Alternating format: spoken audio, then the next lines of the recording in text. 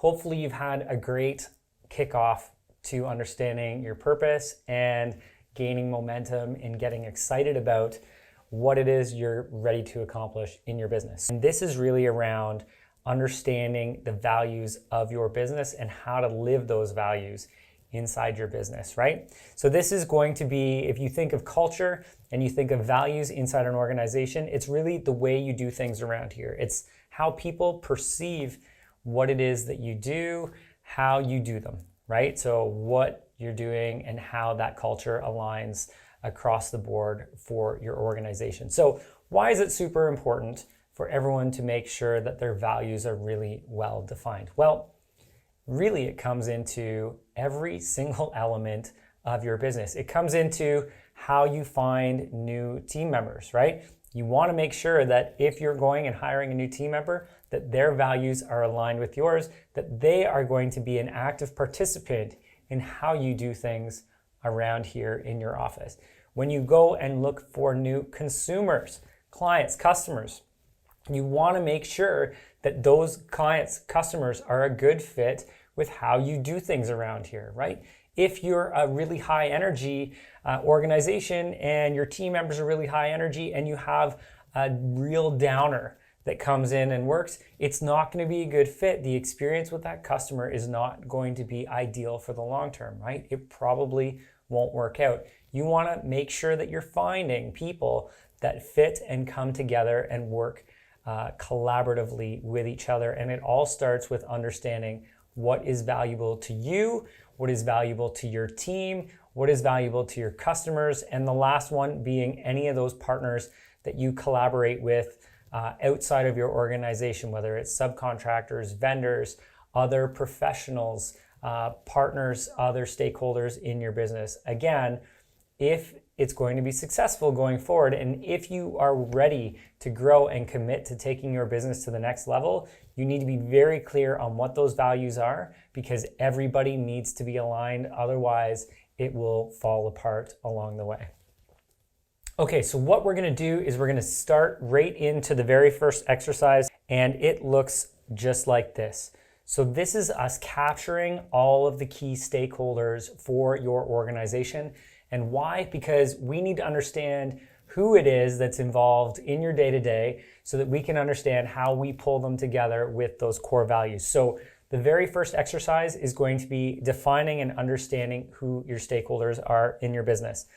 So the very first thing, looking at your team, you could likely list all of your individual team members out on here, right? What I would suggest is when you're looking at capturing key stakeholders, if you've got a large organization, then defining maybe a few key leaders or managers or vice presidents or whatever it is inside your organization, look at your leadership team.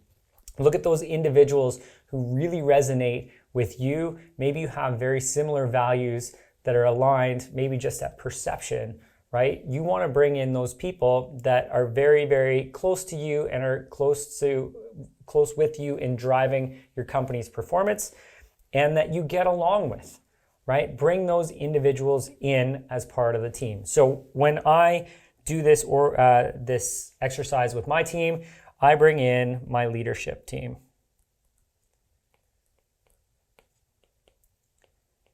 Right? For me, it's important that my leadership team is very well aligned with their values, because if they aren't aligned with their values, then they're working with their team members who directly report to them, and they need to share those values out along the way, right? So if we work from the top of our organization with our leaders on our team, and those individuals work with others, they're bringing in those values, they're bringing in that excitement or that energy, the way that you define it, to the organization, to the team. So those are the people that we want to understand their values and what's meaningful to them.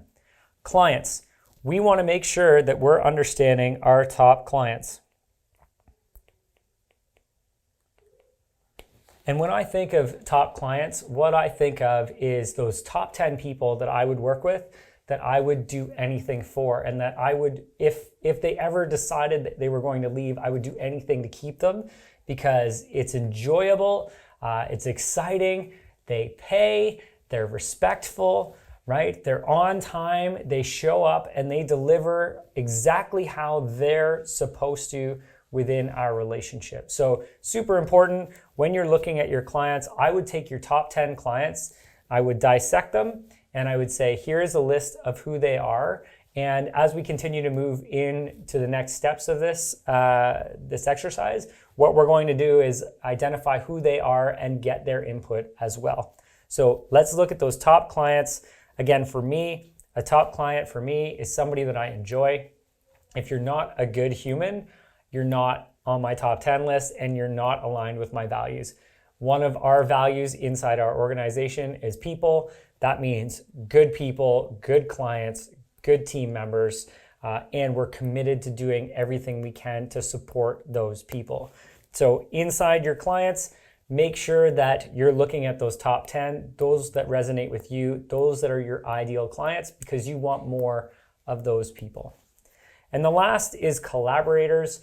So you want to look at this and say, what is the quality of a good partner? Who are those partners that we really value the relationship? So for us, we've got a few legal teams that we work with externally right now that we really value. We've got financial advisors.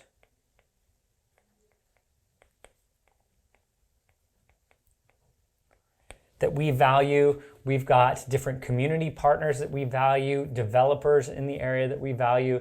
So we want to look at those key collaborators as stakeholders and say, we've got our leadership team, we've got our top clients, and we've got our top partners and collaborators with whatever organizations those are, right? And again, what we want to do in those external collaborators, right, is understand those that have a really good relationship with us, that really define how we would want to see our partners. And obviously, we hope that they value what we contribute as well. So the very first exercise is going to be going through identifying those inside your business. This should maybe take you 20 to 30 minutes, but make sure, again, no notifications, no emails, turn everything off. Think very clearly about those relationships that you have inside your business that are so very valuable to you and the success of your organization going forward. And then what we need to focus on is what aligns us in the middle, what our core values are, and what are those key connectors. Thank you for watching the video. To get access to the worksheet that we included in this session, click on the description below and download the document. This is a document that we use to help individuals plan out how to accomplish their $1 million year, and we want you to have access to it.